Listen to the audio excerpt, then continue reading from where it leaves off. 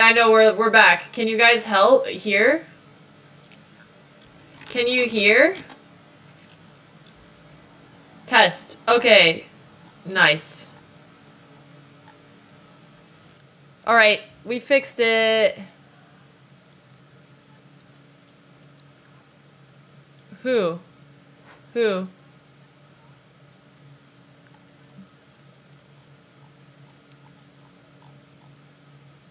Alright, Andrea, well, you still have to commentate. You're gonna have to use your words. I guess I just need to take my headphones out.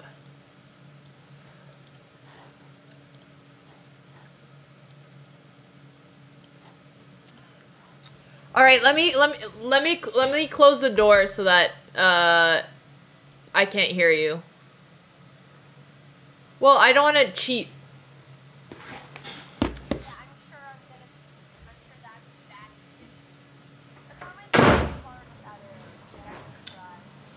Okay. All right, Andrea, I'm muting myself. Good luck.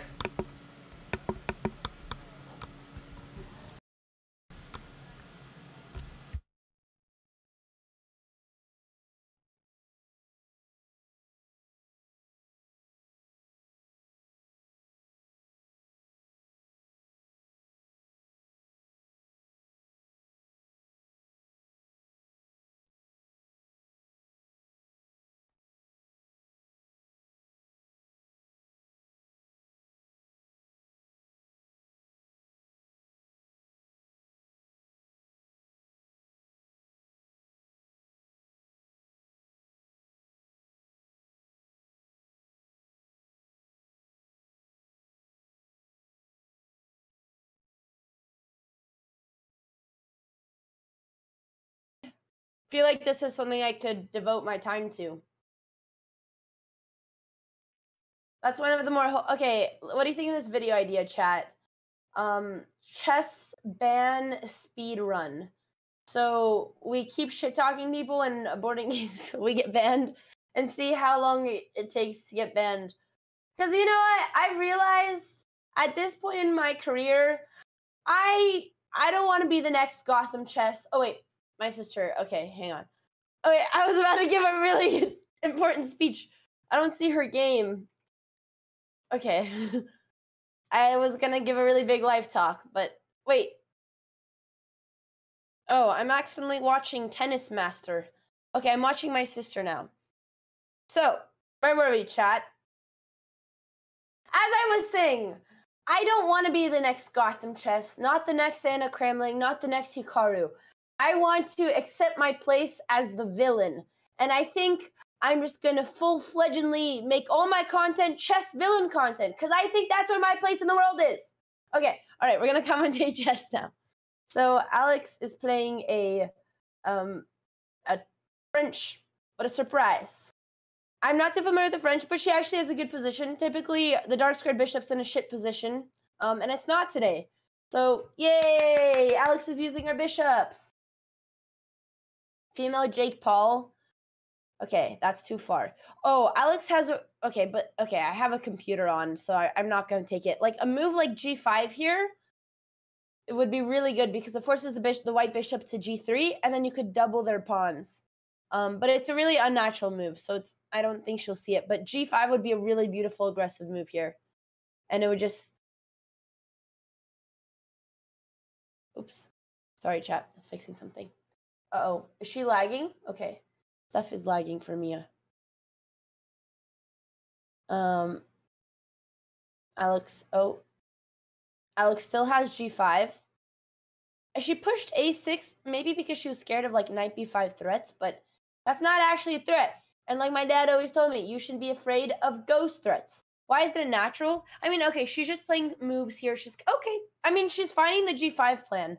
But she gave white a little bit of extra time here. Now they have the light square diagonal, which is pretty strong. They could try to bring their queen. You know, I'm going to turn off evaluation and just say what my brain says, and it might be wrong. So just know that watching my chess commentary, you might actually not be learning chess, but learning chess in reverse. But I'm going to say what I have to say. Okay, knight f5. Oh, very nice move by Alex. She doesn't trade off her bishops, but instead forces them to retreat. Oh, I didn't calculate this. Okay, that was a bold move. This is looking not too good. It looks like my sister blundered a pawn, but maybe she's bluffing. She's bluffing. She didn't blunder a pawn. If the bishop takes, I'm silly. She didn't blunder. And we take, then the knight is hanging. But I can't show you guys that, so you're just going to have to take my word for it. Okay. They retreat with the knight.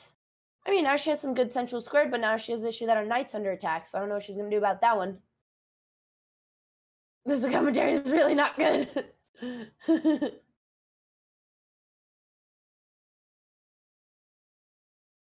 I'm trying to like give accurate moves here because by having my eval on, but I don't really like the way that the computer plays chess. So, oh my god! And that 1 second, hang on, I've lost her. Things are moving too fast, and I simply can't keep up. I simply can't keep up. Okay, looks like we traded pieces, and somehow everything's turned in Alex's favor. I don't understand how, but now she has the bishop pair, and this is looking great. She's got the open file with the rookies. I don't think we're even worried. Black, why can't even take the bishop on h3 because then we take our queen. Okay, now they can. Oh, wow. And we both, wow. Look what happens when we don't pay attention. We win. Maybe we should just pay less attention. That was a beautiful tactic. It went by too quick, honestly. Is this, and okay. This is no increment, but there's no way Alex is going to lose this down to queen. This is easy. Those were some good, I guess those puzzle rush did pay off. All right, well, we can go back to the live talk. So, chat, who should be the next chess streamer who we should declare war on? I have a long list and I'm working on it, but see, to declare war and to shit talk them, I need them to like at least play a match for me. So you have to keep in mind that they would have to be willing to engage in warfare with us in combat. Honestly, I feel like declaring war on Eric Rosen would be the true like final arc of my villain arc because he's just the nicest man. Magnus Carlos. Chess Bros didn't get the heat. Yeah, but the issue with them is that they'll take it too seriously. Or maybe not, but their community might. Okay, Alex is rolling this new, but she's 10 seconds low on time. He's trying to be tricky. He's trying to get some checks in there with his knight, but he just doesn't have enough pieces. Sacking is very smart, simplifying when... Oh, wow. Look at those tactics. A Godmador? Yeah, you know what? A Godmador doesn't get any heat. He thinks he's safe because he doesn't stream on Twitch. But they should know that no one is safe. I'm really excited. Today's the first day I can film YouTube videos again, and I have some good shit-talking ones coming up. Alexandra Chess, there can only be one small streamer. Her content is honestly, she's been grinding for a while. It's paying off. Do you guys regularly watch? Oh, okay. All right. I don't want my sister to think we're off topic. That was a very good game. Clean sweep by Alex. All right. We're up against Miguel Espino. He is a big juicy juicer, 2337. Reminds us of what we once was. And this is not the second nor the third, but the fourth time that my sister's trying to hit 2300. So hopefully she could take that away from him. Oh, wow. This is actually, I've kind of looked at this theory before. Here, black is forced to trade queens, but Alex is pretty good in endgame, so I think it's to her advantage. And also, this is a pretty decent line for black because it kind of takes you in an equal position, which typically white in a lot of opening lines gets the advantage. So this is not bad at all. I don't know if taking was necessary because it feels like kind of helped them develop their pieces. But if her plan is to castle kingside, I was thinking she might want to castle queenside as well. But pawns are too open over there, so that would make sense. It's actually like the 6th time. Well, you know, it is the 6th time, but I like that she's committed because this morning I was like, hey, sister, it's been a while since we streamed together. I'd like to come and join stream. And she wouldn't let me come until later because she's like, you can only come once I hit 2300. She delayed her sister sibling time with me to hit the goal, and then it never happened. So, but she was committed. Okay. Ooh, interesting. She could have taken with the king there. But I think she made the right decision. Oh my goodness. Okay, they're blundering so fast. I guess that d5 pawn was a massive weakness once they opened up the file, but we can still come back. I don't like that she's leaving her king in the center. She's just queenside castle, which would bring the rook in the game. Queenside castle right here is a great move. It gets the king. Okay. Is that a free pawn? There's a couple things hanging. There's like bishop takes g7, but then we could get g2. There's rook f1, which is tricky. I mean, this is crazy because this is equal material, but evaluation is way in white's favor. Because if you think about it, white is just way more developed. So even though we got this free pawn, castling probably would have been better because now she's playing without her rooks and without her king, and now white has time to bring in the rook. Knight f4, what are we trying to threaten? Knight e6, and then she's trying to go for some rook forks. And now we're really in trouble because we can't castle queenside, and that knight e6 move attacks both the g7 pawn and threatens c7. But I guess there's king f7, so it's maybe not too bad. Chess Weeb, okay, Anna Rudolph, I could never do. Honestly, man, there's too many wholesome chess streamers. Oh, did Alex turn the music off? Wait, chat, I can play music for you guys. Watch this. Watch what I can do from the other side. Oh, Sag, I turned my set. I'm gonna bring back my music. Actually, we'll do it after this game because we're gonna stay focused. We're not gonna get distracted. We're getting distracted. Okay, king f7. The only thing that I'm a little worried about is the knight on b6 has to stay there to defend a square. Has to defend the d7 square because as soon as pigs are on the 7th, we're gonna lose that b7 pawn.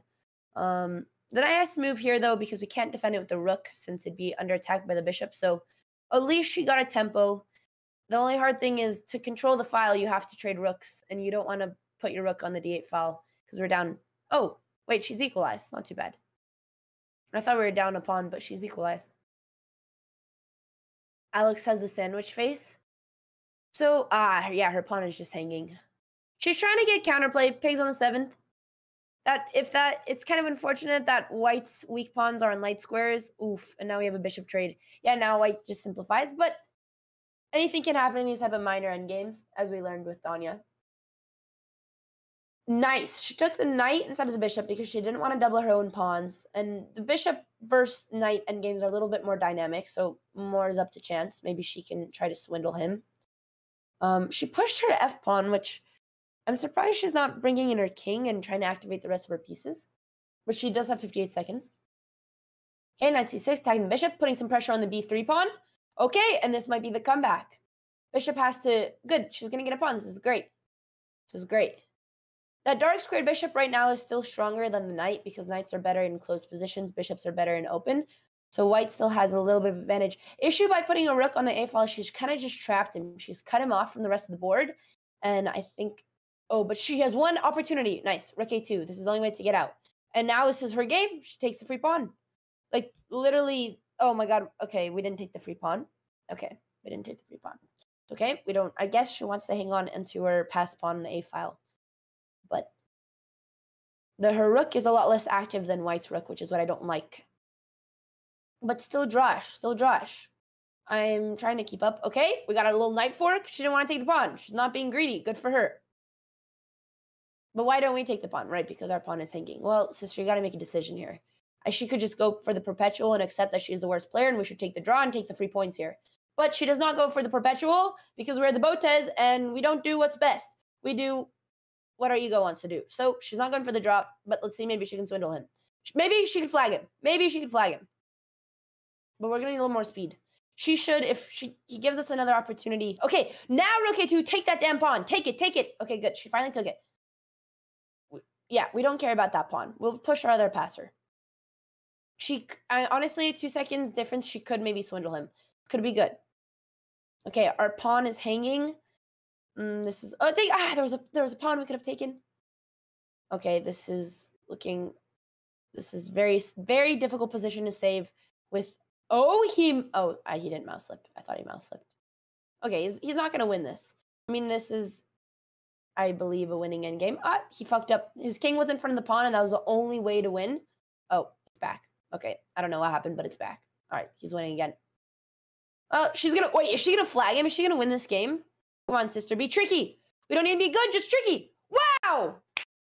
I never doubted her once. Tigran, wait, we grew up knowing a Tigran. I wonder if this is... Oh, wait, I'm watching the wrong game. Sorry. Okay. I'm not watching my sister's game. Is she playing chess? All right, I'm going to put on some tunes.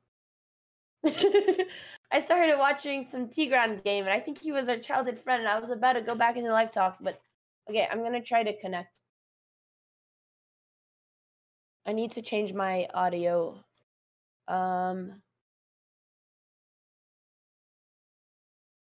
Chat, do you hear it now?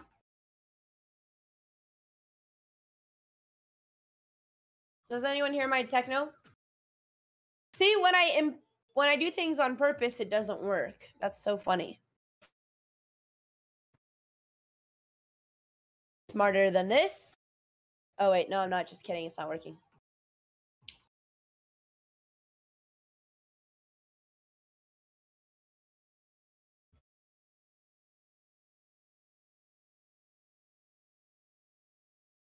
I know music. Wait. You only hear it when I speak? Okay, all right, don't worry. I'm going to take the tunes off. I won't listen without you guys, I promise. All right, no more music. Okay, let's see how Alex's game is going. Oh my gosh. She's getting so close. This is actually amazing. I mean, she has won both games in a row. This is the power of focus. This is great. I want to put my Alex cam back. Okay. There it is. Who is winning? Well, that's a good question. I have not paid attention. All right, let's give her analysis of the position. Number one, hammers in chat, so we have to notice that black has the bishop pair. I mean, Alex's king is in danger. It's wide open, and the queen is coming to attack. I don't really know how we got here, but okay, there's some chances to defend. Okay, black's idea is to mate on h2. He's trying to get in on the dark squares. Which if he doesn't play right now, we can't ever push that f pawn. But we could try and move like rook d5 to prevent the queen from coming. Ha! The guy, oh, wait, I keep reading randomchess.com chatter's comments. Okay, he missed queen e5, which I thought was a very obvious move there, threatening queen h2. So maybe, I'm curious why, okay, what? What the hell? Oh, he was low rated, wow, just for a couple points. That was so sad. There's no integrity in online chess. Just accept the draw in the winning position. Well, you get should we try to get to 2,300? Yeah. Keep going. What? Keep going. Okay. Chat doesn't have music. Can you put music for chat? I'm listening to it. Why doesn't chat hear the music? Okay, I'll put you to. Well, because I can't have your audio and music. Then it's fine. Sorry. No worries. I'm gonna put some electrolytes in my water, chat. Don't worry, this is not any other dubious white powder, I swear. It's just electrolytes. I didn't bring my right water bottle, so I'm just gonna put it in my jug. Tastes like shit. But you gotta stay hydrated. Okay. I'm following too many people on chat. Oh, she's not playing. Oh my god, she drank out of her jug too. This must be the Botez sister's secret.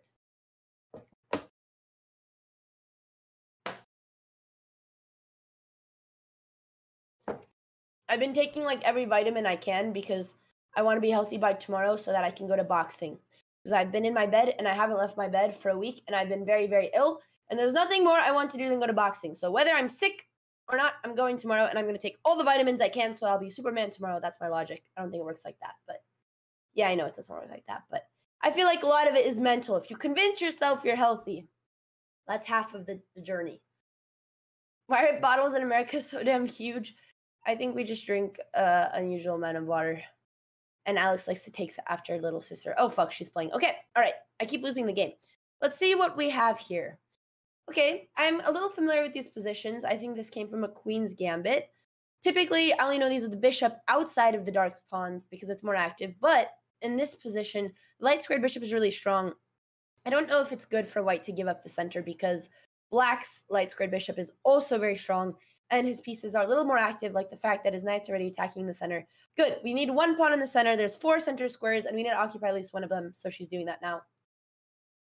Yes, I know. Alex is going to be doing a lot of travel. She's going to Texas tomorrow and then Saturday. I'm so sad. I'm sick, and I couldn't be a part of... Just kidding. I didn't fake my sickness. It's actually Optic Major, and it's like the coolest event of the year, and I'm really sad I can't be there. Any Optic fans in chat? Anyone go to the Major? Okay, I don't know why I just turned Oompa Loompa Donald Trump color, so I'm just gonna turn that down. The lighting keeps changing. Oh my god, okay. She put her queen on the diagonal of a bishop, not something we want to advise. So Alex's plan here, are you lying, Canadian Top G, or are you actually? Are you actually? Black, wow. Big blunder. Queen h4 here with a double attack, attacking both the square on h, and she finds it! Yes, Levy is coming to LA. I want to challenge him in an IRL match, but I can't really think of anything good otherwise than blindfold match. Chat, let me know if you have any suggestions for what content you'd like Levy to do and I to do IRL. And we can't do chess boxing because I'm sick, otherwise I could take him. But not this time. I'm not picking him up from the airport. That sounds like a punishment. Maybe I'll pick his wife up from the airport, but not him. Hannah, challenge him in IRL chat, IRL. All of that we can do online. Okay, Alex, I mean, literally just winning a piece. They can try to trade the bishop, but it's not going to make any difference. Alex could even take the knight first because now the threat is back. Beautiful. We take check on h7, and then you can take back on the bishop. Yep, I mean, beautiful. Alex just up a piece. Play IRL for the trophy. Oh, hey. Okay, I guess you're not assuming he's going to get it. I know, yeah, I wanted to do a little chess box like workout type stream, but I'm so sick. I don't know if I can do it anymore. How is this beautiful? Well, sir, my friend, you just don't understand tactics, but that's okay. She removed the defender, the knight on f6, which allowed the queen to take the pawn on h7, and it was a fork. She was threatening mate and attacking the knight when he tried to counterattack. I don't know if you understand anything I said, but okay. This game doesn't need commentary because she should be mating him in a couple moves. Bishop e4 coming in. Bishop e4, mate in 5. Not like I know what the mate in 5 is, but actually, let's see if we can find it. Oh, he resigned. Nice! This is the match point. Clean streak. This is good. This is good. Okay, last. No gallo, no party. Me too, sir. Me too. See, this is a man. He has given up everything to try to win at chess. He's a national master. He probably has even higher hopes. Maybe one day even a grandmaster. And right now he's in a time in his life where he's taken out all the fun, all the partying, just to dedicate himself to his art. Will it pay off? We shall see. But my prediction is it won't. Okay. Alex is playing again. What is this? I don't even know what this is. This c4 seems a little premature, as the GMs would say. But maybe in this scenario is good. But typically that c4 pawn is something you want to undermine later with like a b3, put the rook on the c file. That's what I would do, but I don't know if that's the best. Okay, so Alex didn't go for that. Wait a second. Why did the position just turn in Black's favor? Yeah, I think a3 was actually a little bit of a weakness because now, actually, this is what Dino would say. I mean, we've created not only a backwards pawn on c3, but an isolated pawn on a3. So we've created a really weak pawn structure for our queenside pawns. And now, after trading those pawns, there's no way that we could break through that strong pawn on c4.